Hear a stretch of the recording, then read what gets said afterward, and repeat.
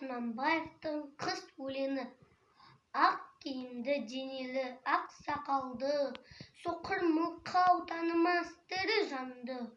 Үсті басы ақ қырау, түсі суық, басқан жері сықырлап келіп қалды.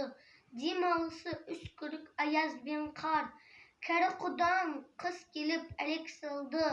Ұшпадай бөркін киген оқшыр айтып, аяз бенен қызарып ажарланды.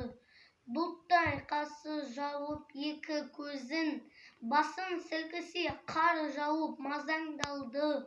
Борандай бұрқ-сарқ етіп долданғанда, алты қанат ақ орда үй шайқалды.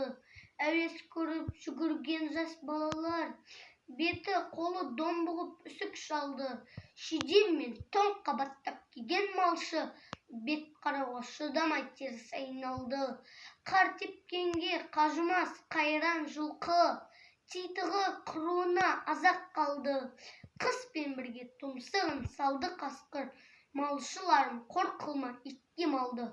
Сонға малды жайып күзетіңдер, ұйқы өлтірмес қайрат қылбұс қамалды. Ит жегенше Қондыбай қанай жесін, қыз жібер мына аң тұрған кәрі шалды. Әлихан Бөкейханов атындағы орта мектебінің 2-ші В сынып оқушы Есенгелді Ерхан Ержанұлы.